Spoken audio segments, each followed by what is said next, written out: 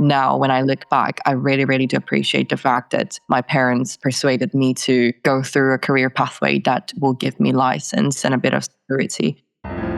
Welcome to Platform Z, or Z, whichever you prefer.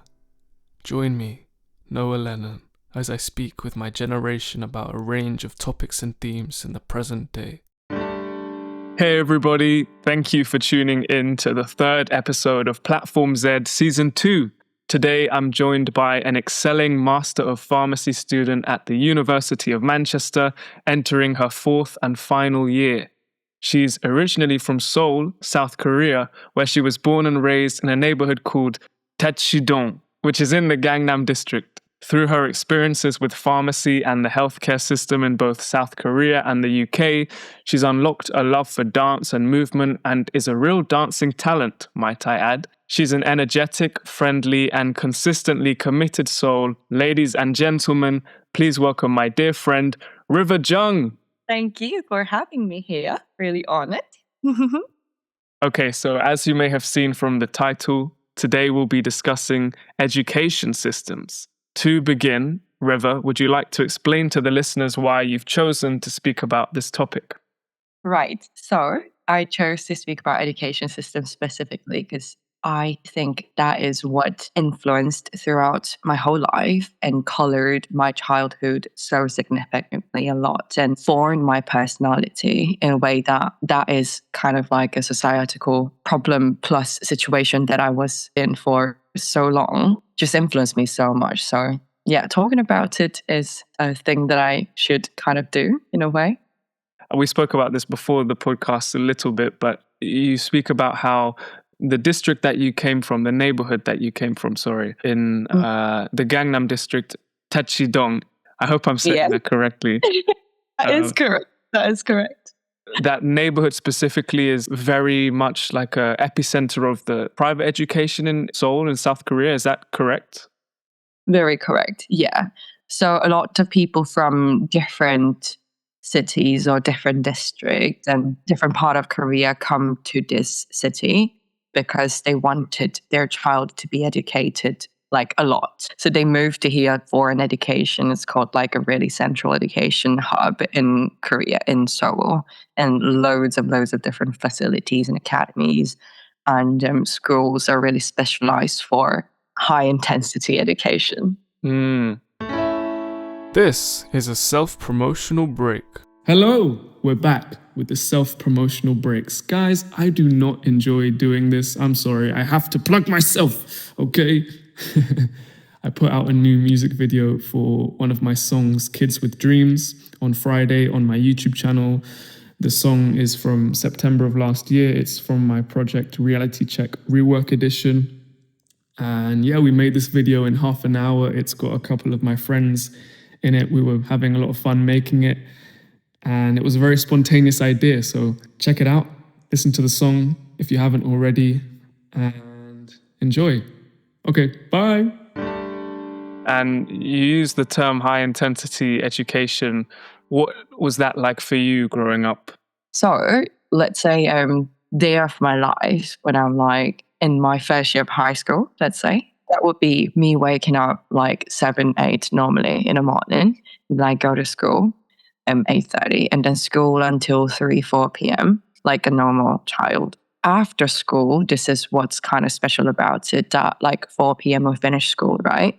And then loads of parents pick up their child and then go straight to academy, which starts from 5 p.m. or 6 p.m. and then continues all the way until 10 p.m., basically like a second school. But what you learn is different from what you learn from school. It's different in a way that you learn mostly 2 to 3 years in basis prior of education of what you're supposed to learn in your year. So when you're in high school, year 1, you want to master everything in your academy until year 3 curriculum. And that's what you do after school activities. And most of the people in my like town or city, how do I say city? Yeah, go to those academy all the time after school. So that's day-to-day basis, Monday to Saturday, I would say. And Sunday, we have also different special schools, which is basically exactly copy and paste. So you don't necessarily get to have like day off, or after school, like fun activities. Wow, so intense, such a rigid system. How did that shape you as a person? Good question. That was basically my whole personality until I graduated high school. And I never could really think about any of the other spaces for my own hobby or my own interests other than academic studying. So, in a way, I should say I lacked personality because I didn't have space to enjoy my own time and figure out who I am in a way. Wow. And then leaving Seoul, leaving South Korea to travel to Manchester. What made you make that decision? I was so sick and tired, essentially. So tired of going into these wheels of like 8 a.m. until 11 p.m. of exactly same on and on.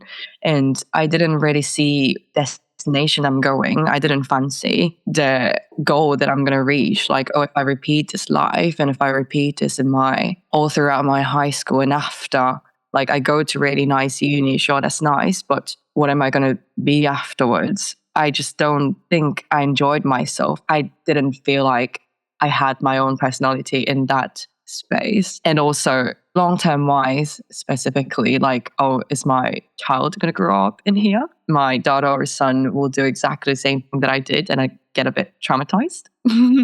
So I didn't like that. That's why. Wow. And then since coming here to study at the University of Manchester, how have your experiences changed? How has your view, your attitude towards education shifted? The pool of education was completely different. Essentially, I don't necessarily study anymore. I mean, I do in my exam time, but I really try to minimize my study. Whereas back in Korea, study was the only thing that I could possibly think about. And if I didn't study, I felt guilty about it. But now, here, if I do study, I feel guilty for myself because I choose to come here because I didn't want to be in that education basis. And when I feel like I'm spending too much time on my own study, that makes me feel like I'm not spending time enough for myself to look the world outside of that study space. I do love what I'm learning 100%, and I'm really ambitious about what I'm studying now at the moment, but that's the essential mindset that got shifted after moving here. Compared to your childhood growing up in South Korea, in Seoul, were you active at all? Were you doing creative things? I'm sure that it's available in many different places, in many different forms in South Korea. But I need to say that I'm so biased with my own perspective in South Korean education that I was grown up in this specific little area that was so indulgent to this education system. Loads of people, pursue arts or performing arts, dances, and there are so many talented and really good systems of dance education there, 100%. Because also like K-pop these days are rising so high, and yeah, there are loads of different educations available for that. Loads of things are so available, but I didn't get to have that. In a funny way, I got to have the like best education possible, but I didn't get to have any of the other things.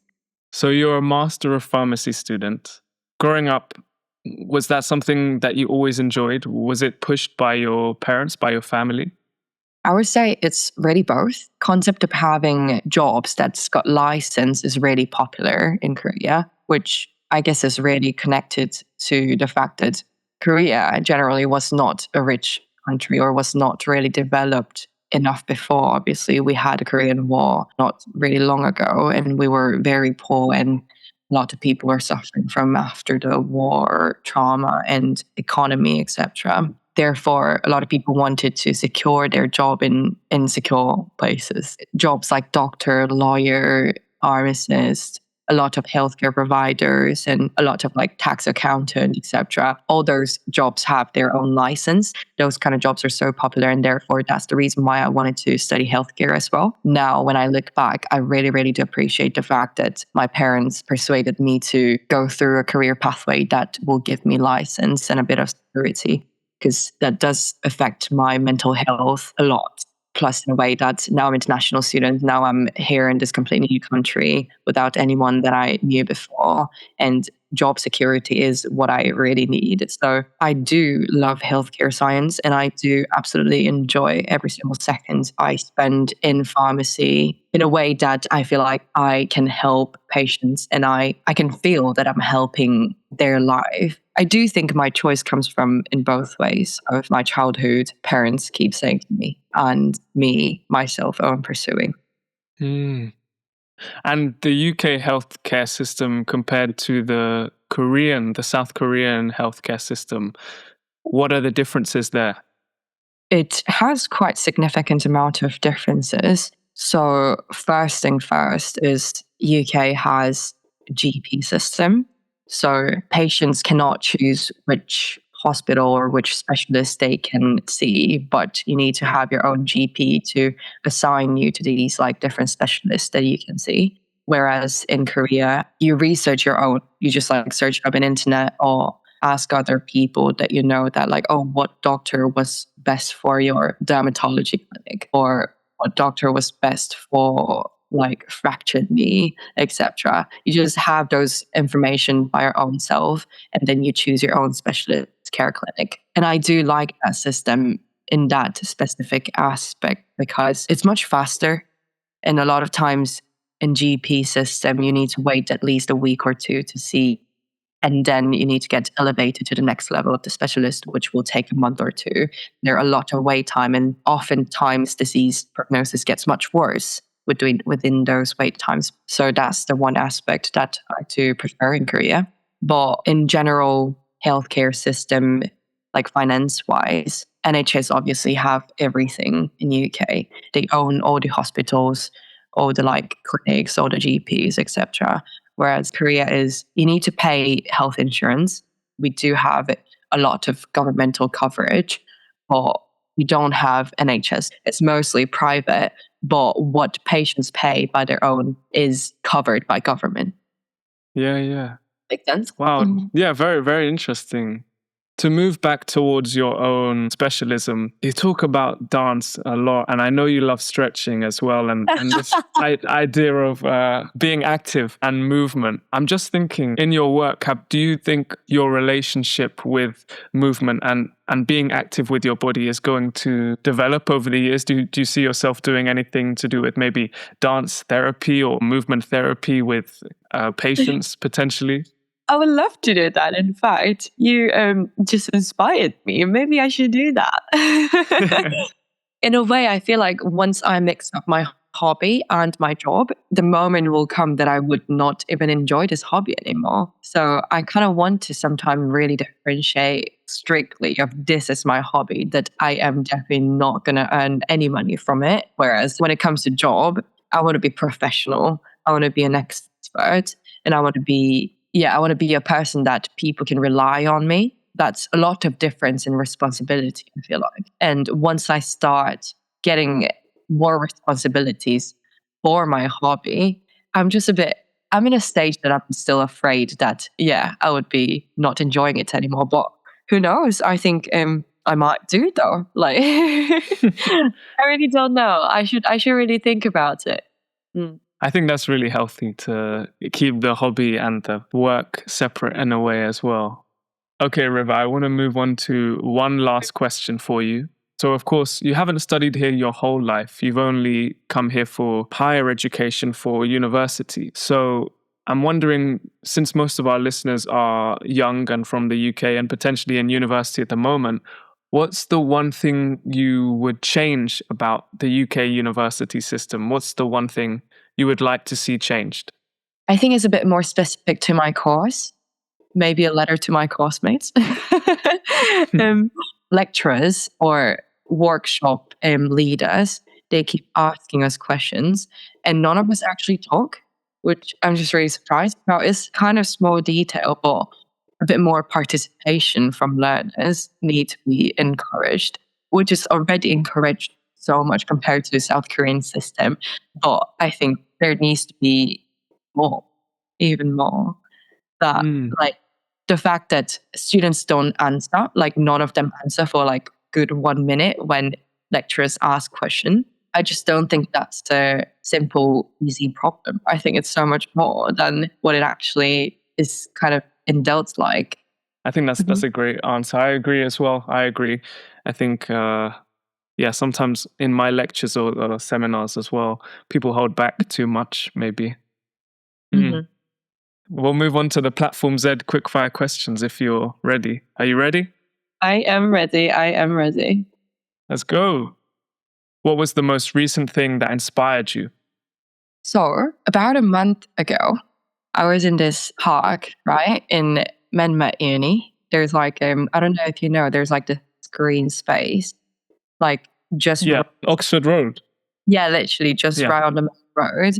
And I was just sitting there having my pizza, right? Because I could not get asked to cook. And it was my long day of studying my exam period. And there was this one girl and one guy. And I was sat down just talking to my friend, and they started singing. And after they finished their singing, I just needed to talk to them and say, like, oh my God, that was just so beautiful. And when I had a chat with them, they literally just met like a couple of weeks ago randomly in a train station. They're saying like, "Oh, I sing and like I play this. Do you want to meet up in here and just like play?" That was completely open space, such a sunny day, and yeah, that just made me feel so inspired that that like, oh, maybe this is what life's supposed to be. Like you can just play music and sing or like play instrument whenever and wherever that you would like to in a sunny day, and that's what makes your day. That's so cool. Wish I was there. I know. I wish you were there. I wish everyone was there. What is your goal for this month? I know that all of my friends and family and everyone's gonna laugh at me because they already know, but I really want a better split and better stretching and better flexibility this month. So that's my goal for next month. That's fantastic. You mean like yoga stretching? Yeah, yoga stretching and a lot of ballet movements that Oh, wow. because I feel like stretching and like those little ballet movements really requires only your body, you know? Mm, All the other goals, like I need to have like book like that I actually need to physically carry or like computer that I need to hold all the time. But the fact that stretching only requires my own self is just so nice and reachable. So that's my yes. goal. What's one bad habit that you need to get rid of? Oh, yes. Or financial planning. Very realistic thing that I should talk about. You know, I'm an international student and I've been having many different side jobs and part-time jobs even during in uni. And even after that, I just don't think my financial planning skill is good enough to get through my life. And I'm graduating literally next year. And I just think I'm in a last moment. I really need to fix this. So that's what I should do. Definitely. Okay, what does joy look like to you? Because I also talked about education system this whole episode. And what I really feel these days so much after my exams done and everything is the fact that I have a time. I feel like it's unlimited amount of space that I can do whatever that I would love to. I wake up in the morning and just think, oh, I can do whatever that I would like to, as long as I have these like 20 hours a week job that I can at least feed myself. And as long as I have certain amount of responsibilities that I need to keep in track of. Liberty, if I say it in that way. I don't know if I'm speaking it very well about it, but yeah, like freedom, space. Yeah, like having this complete freedom myself in a completely new country. Just every single day is quite joyful in a way of the fact that I really made it for myself. That like this space is what I actually reached and I earned. So yeah, that's the joy. That's beautiful. Wow. When have you felt the most love? Quite recently, the most random choice of my life. I did this marathon. I think it was like a month ago. One of my friend's friend got unfortunately injured. So I got her marathon ticket and I ran it. When I was running it, I felt it in half marathon as well, but because that marathon was just so much bigger and so many people, and especially that route was so beautiful. There are loads of like family homes, right? And like every family and every kid's hopping out of their house and cheering for random strangers, random people that you have never met in your life, shouting their lungs out to you like, you got this, you can do this. That was just the most amount of humanity and love, like solely the love from public that I ever felt in my life. I just needed to cry in my last like 30 minutes of running. I just could not stop crying in a really happy mood. That like it was just so beautiful seeing all those sceneries. Wow. Was that the Manchester Marathon? Manchester Marathon, yes. That's 26 miles or something. Yeah. It's Incredible. Wow. That's not easy. What's the one thing you'd change in today's society? I think specifically these days, especially in like large cities like London or like Seoul, taking strangers as your friend and just talking to them. Like when you meet people in lift, when you go down from your apartment, like saying hi and just like talking to them. I don't know how to put this in one word. What do you say? No, it's a really good one. It's a really good one. We've had this idea a couple of times on here, being open to talking to people and socializing more. Yeah, exactly. Regardless of their age, and just being open. That's the right word, I think. Yeah. Beautiful answer. Really. Thank you. Okay, well, that's the end of another episode. Thank you so much, River, for coming on and speaking. I loved our conversation. Please take a moment now to tell the listeners where they can find you, what you've got going on, what you've got coming up. Yeah, my social media is public, but I don't necessarily post my like stretching or any like drawing or art or musical. I don't post those yet, but I would love to in coming times. I'm just still working on it, but you can still follow my normal Instagram. It's 3_ and river and 5_ and river. So hopefully you can. I like it. Yes, that's my Instagram. I only do Instagram, so that's that. Yeah, I don't know what's coming up now in my life now, but just maybe stay tuned. Yeah, summer. Yeah. That's great. Okay, well, thank you everyone for listening, and we'll see you next time. Bye. Bye. Thank you for listening. I hope you enjoyed. See you next time.